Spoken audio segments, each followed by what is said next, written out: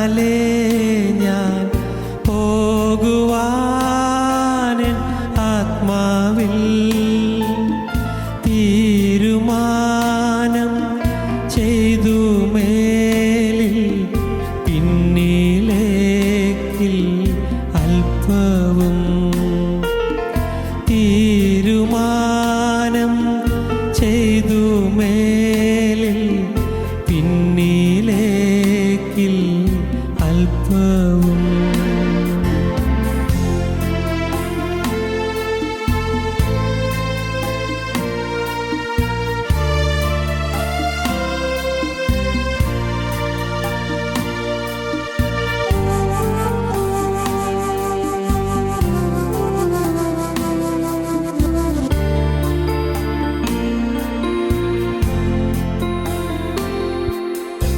എൻ്റെ പിന്നിൽ ലോകമാണ്, എൻ്റെ മുൻപിൽ ക്രൂശതും. തീരുമാനം ചെയ്തു. മേലിൽ പിന്നിലേക്കിൽ അല്പവും. എൻ്റെ പിന്നിൽ ലോകമാണ്, എൻ്റെ മുൻപിൽ ക്രൂശതും. തീരുമാനം ചെയ്തു. മേലിൽ പിന്നിലേക്കിൽ അല്പവും.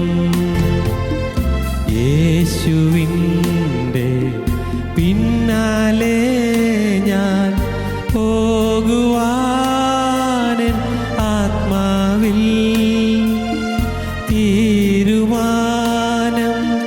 ചെയ്തു. മേലിൽ പിന്നിലേക്കിൽ അല്പവും.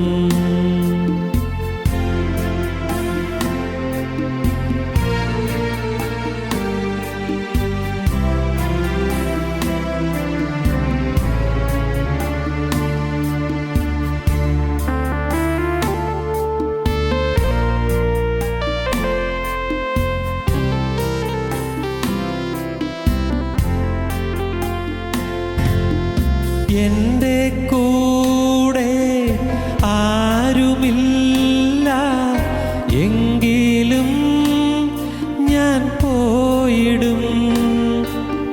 തീരുമാനം ചെയ്തു.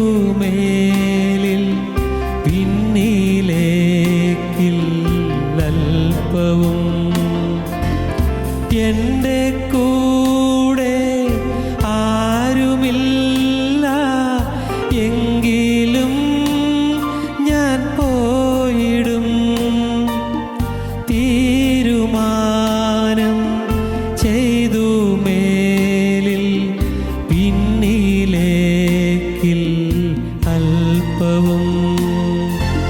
യേശുവിൻ്റെ പിന്നാലെ ഞാൻ പോകുവാൻ ആത്മാവിൽ തീരുമാനം ചെയ്തു. മേലിൽ പിന്നിലേക്കിൽ അല്പവും.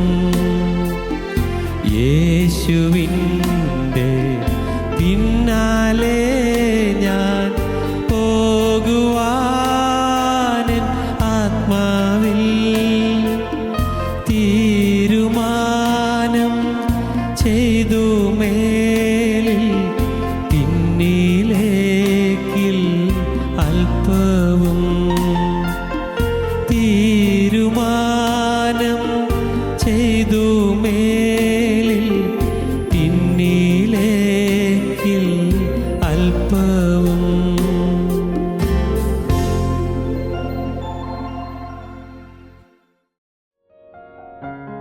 ഞങ്ങളും ക്രൂശിക്കപ്പെട്ട ക്രിസ്തുവിനെ പ്രസംഗിക്കുന്നു.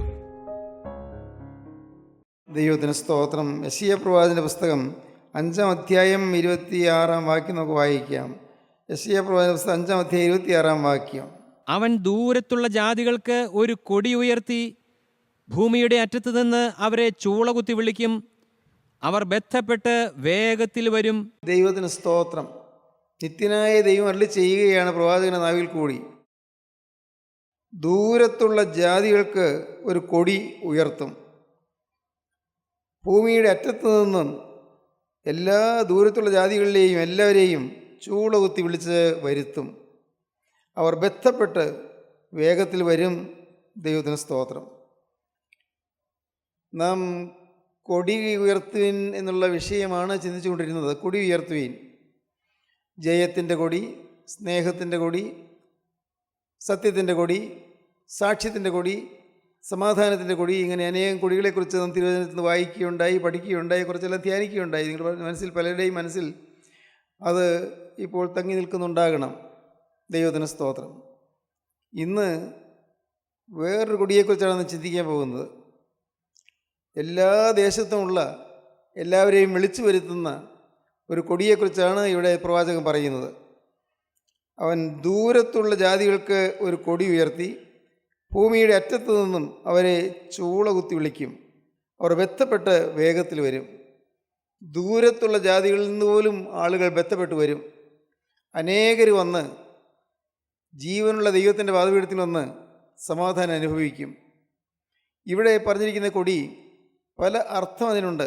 ഒന്ന്, ദൈവത്തിൽ നിന്ന് അകന്നു പോയവർ, ദൂരെ പോയവർ, അവരെ ദൈവം വിളിക്കുന്നു എന്നുള്ളതാണ്. അകന്നു പോയവരെ വിളിക്കുന്നു, ദൂരെ പോയവർ വിളിക്കുന്നു, ജാതികളെപ്പോലെ ജീവിക്കുന്നവരെ വിളിക്കുന്നു, പ്രജാതികളെപ്പോലെ, ദൈവമില്ലാത്തവരെ പോലെ ജീവിക്കുന്ന മനുഷ്യരെ ദൈവം വിളിക്കുന്നു. ദൈവം അവരോട് കരുണ കാണിച്ച് അവരെ വിളിക്കുന്നു. നാം ഓരോരുത്തരും ഇന്ന് നമ്മുടെ യഥാർത്ഥമായ അവസ്ഥ ചിന്തിക്കുകയാണെങ്കിൽ ദൈവത്തിനും ദൂരെയാണെന്ന് നിൽക്കുന്നവർക്ക് മനസ്സിലാകും. നമ്മുടെ സ്വഭാവത്തിലുള്ളതായ അനേകം ന്യൂനതകൾ മൂലം, കുടുംബത്തിലെ ചില അഭിപ്രായ വ്യത്യാസങ്ങൾ മൂലം, കുടുംബ വഴക്കുകൾ മൂലം, സഹോദരങ്ങൾ തമ്മിൽ ഭിന്നിച്ചിരിക്കുന്നത് മൂലം, ചില അരുതാത്ത ശീലങ്ങളിലേക്ക് പോകുന്നത് മൂലം, ദുസ്വഭാവങ്ങളിലേക്ക് പോകുന്നത് മൂലം ഇന്ന് നാം ദൈവത്തിൽ നിന്ന് ദൂരെ പോയിരിക്കുകയാണ്. നമ്മുടെ ജീവിതത്തിലേക്ക് നാം വാസ്തവത്തിൽ ശരിക്കും നോക്കിയാൽ നമുക്കറിയാം, നമ്മുടെ ജീവിതത്തിൽ ഒട്ടേറെ തിന്മകളുണ്ട്, നീരസങ്ങളുണ്ട്, കയ്പുണ്ട്, വൈരാഗ്യമുണ്ട്, പകയുണ്ട്, വിദ്വേഷമുണ്ട്, മുൻവിധികളുണ്ട്, അഹങ്കാരമുണ്ട്, സ്വാർത്ഥതയുണ്ട്, ദുര്യാഗ്രഹമുണ്ട്. ഇങ്ങനെ അനേകം കാര്യങ്ങൾ ദൈവത്തിൽ നിന്ന് നമ്മെ ദൂരെ കൊണ്ടുപോകുന്നവയാണ്. നാം ഇന്ന് ജീവിക്കുന്നത് പോലെ ജീവിച്ച് ഇങ്ങനെ മുന്നോട്ട് പോയാൽ ഒരു നാൾ ഈ ഭൂമിയിൽ നാം കടന്നു പോകും. ഉറപ്പാണ്, ആ കാര്യം തീർച്ചയാണല്ലോ. ഒരു നാൾ കടന്നു പോകും. കടന്നു പോകാൻ മരണത്തിൻ്റെ ആ അവസാന വിനാഴികളിൽ നാം എല്ലാം കാണും. ഞാൻ എങ്ങോട്ടാണ് പോകുന്നതെന്ന് മനസ്സിലാക്കും. കടന്നു ചെല്ലുന്നതിന് മുൻപ് തന്നെ ഞാൻ എങ്ങോട്ടാണ് പോകുന്നതെന്ന് മനസ്സിലാക്കും. അപ്പോഴാണ് ഭീതി വരുന്നത്. അയ്യോ കഷ്ടം, നഷ്ടപ്പെടുത്തി കളഞ്ഞല്ലോ, അയ്യോ നഷ്ടമായി പോയല്ലോ, എൻ്റെ ജീവിതം ഞാൻ നഷ്ടപ്പെടുത്തി കളഞ്ഞല്ലോ, എന്നിൽ പാപം വന്നു കൂടിപ്പോയല്ലോ, ഞാൻ പാപത്തെ ഉപേക്ഷിച്ചില്ലായിരുന്നല്ലോ, ഞാൻ ദൈവബോധമില്ലാതെ ജീവിച്ചു പോയല്ലോ. ഈ മരണനേരത്ത് ഈ വലിയ വെപ്രാളം വന്നു ചേരാൻ സാധ്യതയുണ്ട്. വലിയൊരു ഭയപ്പാട്, പരിഭ്രാന്തി വരാൻ സാധ്യതയുണ്ട്.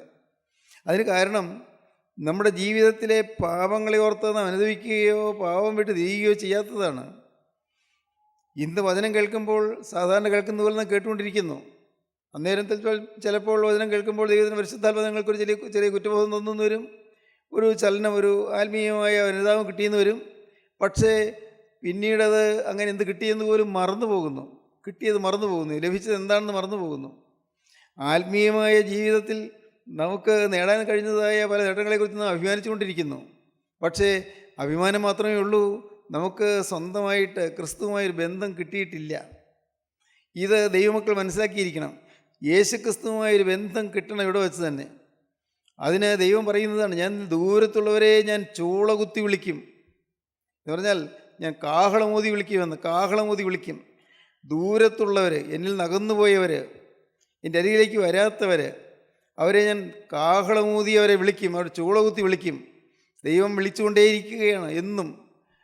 ദൈവത്തിൻ്റെ വിളി ആദ്യം നാം കാണുന്നത് ഉൽപ്പത്തി പുസ്തകം 3-ാം അധ്യായത്തിലാണ്. ദൈവം മനുഷ്യനെ വിളിച്ചു, നീ എവിടെയെന്ന് ചോദിച്ചു. ആദാമിനെ വിളിച്ചതാണ്.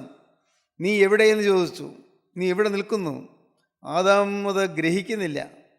ആദാം അത് മനസ്സിലാക്കുന്നില്ല. ആദാമിന് ദൈവം വിളിക്കുന്ന വിളി കേട്ടെങ്കിലും അവന് യഥാർത്ഥമായ അവസ്ഥ മനസ്സിലാകുന്നില്ല.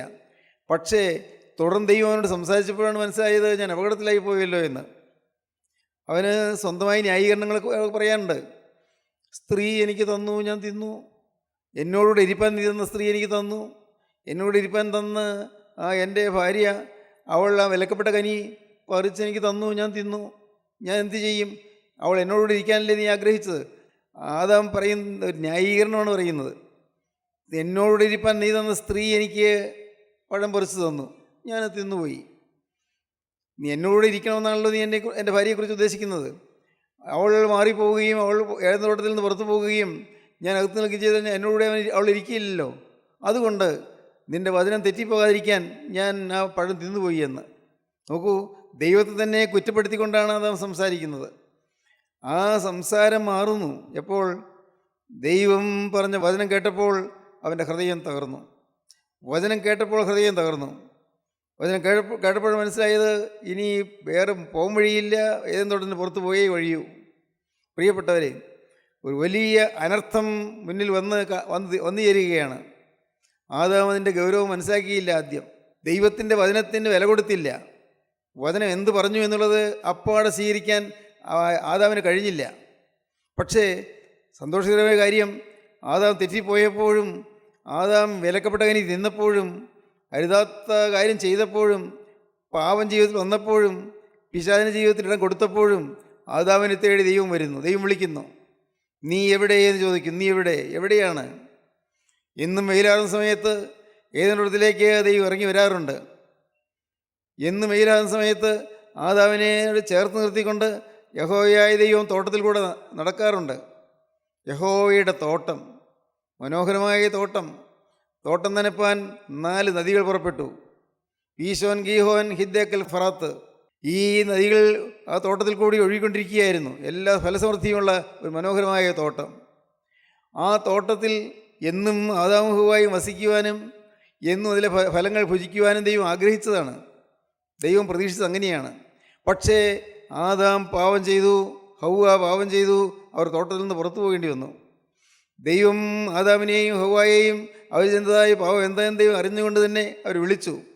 നീ എവിടെയെന്ന്? മനുഷ്യ നീ എവിടെ? ആദാമേ നീ എവിടെ? നീ എവിടെയെന്ന് ദൈവം ചോദിച്ചു. ബൈബിളിൽ ആദാമേ നീ എവിടെയെന്നൊരു വാക്യമില്ല, മനുഷ്യ നീ എവിടെയെന്നൊരു വാക്യമില്ല. ദൈവം ആദാമിനെ വിളിച്ചു, നീ എവിടെയെന്ന് ചോദിച്ചു. ഇന്ന് ഇത് കേട്ടുകൊണ്ടിരിക്കുമ്പോൾ നിങ്ങൾ ഒരു കാര്യം ദയവായിട്ട് മനസ്സിലാക്കൂ. നമ്മെ സ്നേഹിക്കുന്ന ദൈവം നമ്മെ അന്വേഷിച്ചുകൊണ്ടിരിക്കുകയാണ്. നമ്മെ അന്വേഷിച്ചുകൊണ്ടിരിക്കുന്നു, നമ്മെ തേടിക്കൊണ്ടിരിക്കുന്നു. നമ്മൾ ഓരോരുത്തരെയും തൻ്റെ ഭവനത്തിലേക്ക് ചേർക്കാൻ കർത്താവ് ആഗ്രഹിച്ചുകൊണ്ടിരിക്കുന്നു. വന്നുപോയ പാവത്തിൻ്റെ പരിഹാരം വരുത്താൻ കർത്താവ് ആഗ്രഹിക്കുന്നു. അതുകൊണ്ടാണ് പാവം ചെയ്ത് അത്തിയില കൂട്ടി തുന്നി നഗ്നത മറച്ച് നിന്നതായ ആദാമിനെ ദൈവം കണ്ടിട്ട് ദൈവം ആദാമിനോട് പറയുന്നത്, സ്ത്രീയുടെ സന്തതി പാമ്പിൻ്റെ തല ചതയ്ക്കുമെന്ന്. നൂറ്റാണ്ടുകൾ കഴിഞ്ഞ് സ്ത്രീയുടെ സന്തതിയായി ജനിച്ച കർത്താവായ യേശു ക്രിസ്തു ദുഷ്ടപിശാചാകുന്ന പാമ്പിൻ്റെ തല ചതച്ചു, ക്രൂശിന്മേൽ തല ചതച്ചു. ഓർക്കുക, കർത്താവായ യേശു ക്രിസ്തു പാമ്പിൻ്റെ തല ചതയ്ക്കുകയായിരുന്നു. എന്തൊരു അനുഗ്രഹീതമായ ജീവിതമായിരുന്നു ആദാമിനവിടെ ഉണ്ടായിരുന്നത്. ആ തോട്ടം മുഴുവൻ അവരുടെ സ്വന്തമായിരുന്നു. എല്ലാ ഫലങ്ങളും തിന്നാമായിരുന്നു. ആ സ്ത്രീയോട് ഹവ്വയോട് ആദാം വീട്ടിലില്ലാത്ത സമയത്ത് ഒരു അതിഥി കയറുമെന്ന് സംസാരിച്ചു. പുരുഷൻ വീട്ടിലില്ലാത്തപ്പോൾ ഹവ്വയ്ക്ക് വേണമെങ്കിൽ പറയാമായിരുന്നു, ക്ഷമിക്കണം, ഇവിടെ പുരുഷനിവിടെ ഇല്ലല്ലോ, ഭർത്താവ് ഇവിടെ ഇല്ലല്ലോ, അദ്ദേഹം ഉള്ളപ്പോൾ വരിക, അങ്ങനെ പറയാമായിരുന്നു. എങ്കിൽ രക്ഷപ്പെടാമായിരുന്നു. അതൊരു പക്വതയുടെ ലക്ഷണമാണ്. അവൾ കയറി കാര്യം അന്വേഷിക്കാൻ പോകേണ്ട കാര്യം ഉണ്ടായിരുന്നില്ല. പക്വത, പാകത, പരിജ്ഞാനം. ഹവ്വ അതൊന്നും ചിന്തിച്ചില്ല. ഒരു സുമുഖനായ അതിഥി വന്നിരിക്കുന്നു, വളരെ സുന്ദരനായ ഒരു അതിഥി വന്നിരിക്കുന്നു. അന്ന് ഈ അതിഥി അന്ന് പാമ്പായിട്ടില്ല, പാമ്പല്ല, പാമ്പിൻ്റെ രൂപത്തിലല്ല വന്നിരിക്കുന്നത്. ഈ അതിഥി പിശാച്, അവൻ പിന്നീട് ദൈവത്തിൻ്റെ ശാപമേറ്റ് പാമ്പായി തീർന്നതാണ്. നീ ഇഴഞ്ഞു നടക്കുന്ന ദൈവം ശപിച്ചു, നീ ഈ ഭൂമിയിൽ ഇഴഞ്ഞു നടക്കുന്നു ശപിച്ചു. അതിനു മുൻപ് അവൻ സാധാരണ മനുഷ്യരൂപത്തിൽ നടക്കുകയായിരുന്നു. ഇന്നും മനുഷ്യരൂപത്തിൽ നടക്കുന്ന പിശാചുക്കളുണ്ട്. ഞാൻ പറയുന്നത് ഏതെങ്കിലും ഭൂതപ്രേത പിശാചുക്കളെക്കുറിച്ചല്ല പറയുന്നത്. മനുഷ്യൻ്റെ നാവിൽ കൂടി സംസാരിക്കുന്ന പിശാചുക്കളുണ്ട്. മനുഷ്യൻ്റെ കൈകളിൽ കൂടി പ്രവർത്തിക്കുന്ന പിശാചുണ്ട്. ഇന്ന് നമ്മുടെ കൂട്ടായ്മയെ എതിർക്കുന്ന ആളുകൾ പിശാചിൻ്റെ കളിപ്പാവകളാണ്. സത്യവചനം മാത്രം പറയുന്ന 10 പൈസ പോലും ഇരിക്കാതെ, ആരോട് സംഭാവന ചോദിക്കാതെ, സഭ മാറ്റാതെ, സഭ മാറാതെ, പുതിയ സഭ ഉണ്ടാകാതെ അവരവർ നിൽക്കുന്ന സഭയിൽ തന്നെ നിൽക്കുവാൻ ഉപദേശിച്ചുകൊണ്ടിരിക്കുന്ന ഈ കൂട്ടായ്മയെ എന്തിനു ദുഷിക്കണമെന്ന് നമുക്ക് മനസ്സിലാവുകയില്ല. പക്ഷേ അവർക്ക് ദുഷിച്ചേ മതിയാവൂ. കാരണം സാത്താൻ്റെ ഏജൻറ്റുമാരായി പോയിരിക്കുന്നു, പിശാചിൻ്റെ ഏജൻറ്റുമാരായി പോയിരിക്കുന്നു. പിശാചിൻ്റെ ഏജൻറ്റുമാരായി ഇന്ന് മനുഷ്യൻ അധപ്പതിച്ചുകൊണ്ടിരിക്കുന്നു. ഹൗവ അതുപോലെ ഈ പിശാചിന് ഇടം കൊടുത്തു. സൂക്ഷിക്കേണ്ടതായിരുന്നു. ഹൗവ അവനോട് സംസാരിച്ചുകൊണ്ടിരുന്നപ്പോൾ അവൻ ചോദിച്ചു, കൊള്ളാമല്ലോ, നിങ്ങൾക്ക് നല്ല വീടുണ്ടല്ലോ, നല്ല തോട്ടമാണല്ലോ, മനോഹരമായിരിക്കും തോട്ടമാണല്ലോ. ഹൗവ അഭിമാനത്തോടെ പറഞ്ഞു, പിന്നെ ഞങ്ങളുടെ കർത്താവ് ഞങ്ങൾക്ക് തന്നതാണ്, ഞങ്ങളുടെ ദൈവം ഞങ്ങൾക്ക് തന്നതാണ്. അഭിമാനത്തോടെ പറയുകയാണ്. അപ്പോൾ വീണ്ടും ഈ സാത്താൻ ചോദിച്ചു, അട്ടെ ഇതെല്ലാം നിങ്ങൾക്ക് അനുഭവിക്കാമോ? പിന്നല്ലാതെ, ഞങ്ങൾക്കല്ലേ ദൈവം തന്നിരിക്കും, ഞങ്ങൾക്ക് മാത്രം അനുഭവിക്കാനാണ്. വളരെ നല്ലത്, കൊള്ളാമല്ലോ.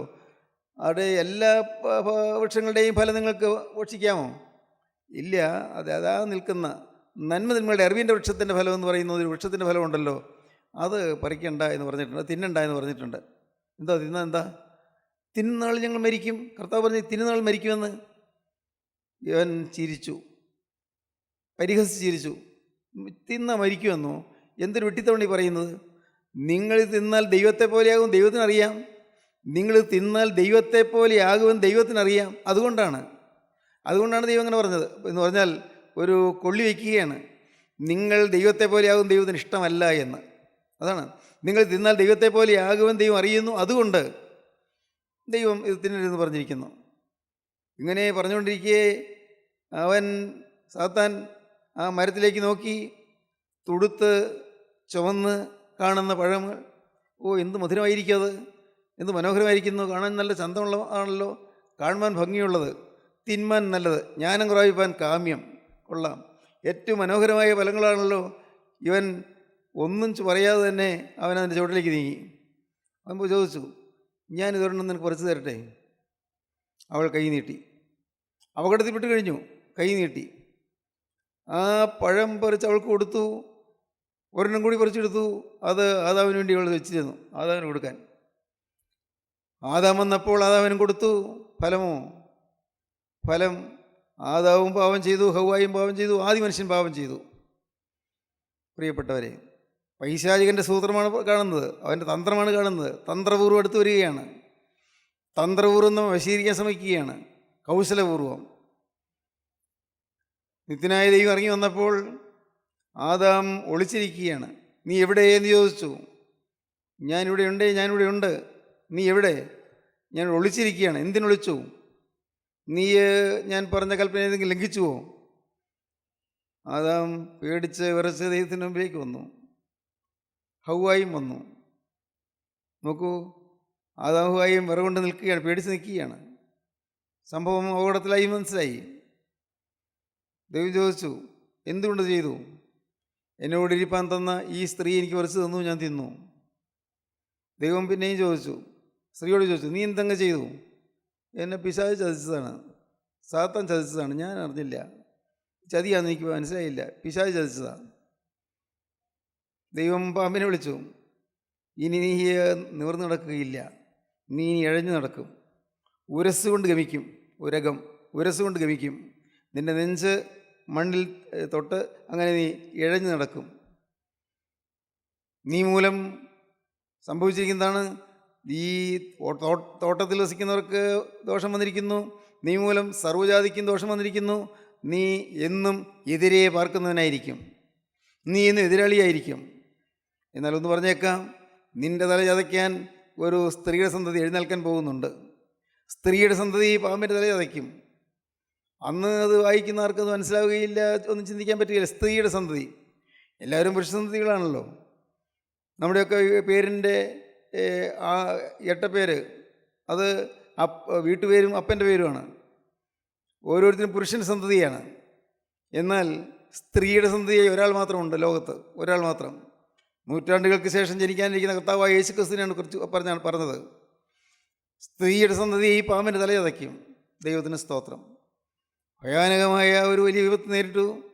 ആദാമും ഹവ്വായും തോട്ടത്തിൽ നിന്ന് വെളിയിലേക്ക് ഇറങ്ങി. തോട്ടത്തിൻ്റെ ചുറ്റും തിരിയുന്ന വാളിൻ്റെ ജ്വാലയുമായി ക്രോബകൾ കാവൽ നിന്നു. ഉൽപ്പത്തി ദിവസം 3-ാം 23-ാം വാക്യം വായിക്കുമ്പോൾ കാണാം, ക്രോബമാലാഖമാർ കാവൽ നിൽക്കുകയാണ്, കെരൂബുകൾ കാവൽ നിൽക്കുകയാണ്. ഈ വിശുദ്ധമായ തോട്ടത്തിലേക്ക് ഇനി അശുദ്ധിയുള്ള ആരും കടന്നു വരാതിരിക്കാൻ എന്നൊക്കെയാണ് യഹോവയുടെ തോട്ടത്തിന് കാവൽക്കാരിയാക്കി. ഇങ്ങനെ അവൻ മനുഷ്യനെ ഇറക്കിക്കളഞ്ഞു. ജീവന്റെ വൃക്ഷത്തിലേക്കുള്ള വഴി കാപ്പാൻ അവൻ ഏദൻ തോട്ടത്തിന്റെ കിഴക്ക് കെരൂബുകളെ തിരിഞ്ഞുകൊണ്ടിരിക്കുന്ന വാളിന്റെ ജ്വാലയുമായി നിർത്തി. തീജ്വാല പോലത്തെ വാളിങ്ങനെ തിരിഞ്ഞുകൊണ്ടിരിക്കുന്നു, കറങ്ങിക്കൊണ്ടിരിക്കുന്നു. ഏദൻ തോട്ടത്തിന് ചുറ്റും കടന്നു ചെല്ലാൻ സാധ്യമല്ല. ദൈവത്തിന് സ്തോത്രം. സഹോദരങ്ങളെ, ആഗ്രഹമുണ്ട് കടന്നു ചെല്ലണമെന്ന്. എന്നും വെയിലാറുന്ന സമയത്ത് ആദാം കരഞ്ഞുകൊണ്ട് ഈ തോട്ടത്തിൻ്റെ വാതിക്കലേക്ക് ചെല്ലും. എന്നും പോകും. ദിവസങ്ങൾ, മാസങ്ങൾ, വർഷങ്ങൾ അങ്ങോട്ട് പോയി. ആദാം 930 വർഷം പിന്നെ ജീവിച്ചിരുന്നു. ഏത് തോട്ടത്തിൽ നിന്ന് പുറത്ത് വന്നതിന് ശേഷം 930 വർഷം ജീവിച്ചിരുന്നു. ആദാം എന്നും വൈകുന്നേരം വെയിലാറുന്ന സമയത്ത് ദൈവത്തിൻ്റെ സഹിത്വത്തെ ഓർത്ത് കരഞ്ഞുകൊണ്ട് അങ്ങോട്ട് ചെല്ലും. പ്രവേശനം കിട്ടുമോ? ഇല്ല. മാലാഖമാർ തടഞ്ഞു നിൽക്കുന്നു.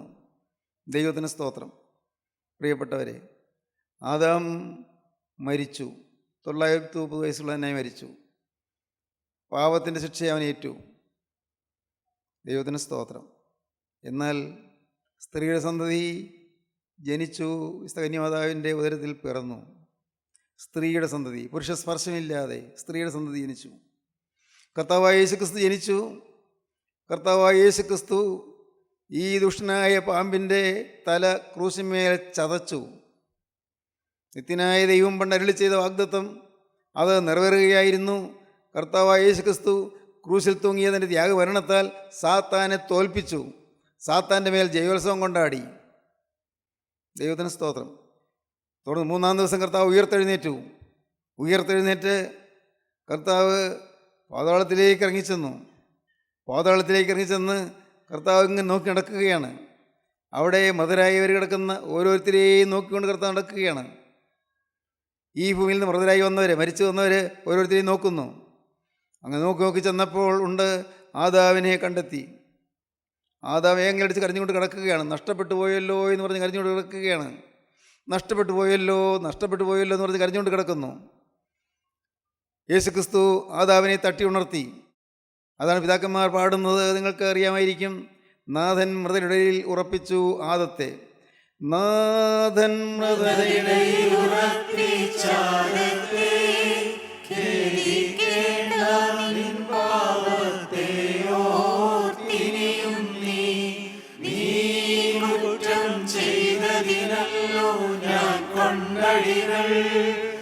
ഏതൻ കനി നീ തിന്നതിനാൽ കൈപ്പും കുടിച്ചേ ഞാൻ നഗ്നതയാൽ നീലകൾ ചാർത്തി, നഗ്നതയോടെന്നെ അവർ തൂക്കി, ഞാൻ ചിന്തിയ രക്തത്താൽ കോപം താനെന്നെ. പാവത്തോടുള്ള ദൈവത്തിൻ്റെ കോപം പോയി. പാപം ചെയ്തതിനോടുള്ളതായ ദൈവത്തിൻ്റെ കോപം പോയി. എന്തുകൊണ്ട്? ശിക്ഷ ഞാൻ ഏറ്റു. പാപത്തിന് ശിക്ഷ ഞാൻ വഹിച്ചു. ആദാമേ, നീ ഖേദിക്കേണ്ട.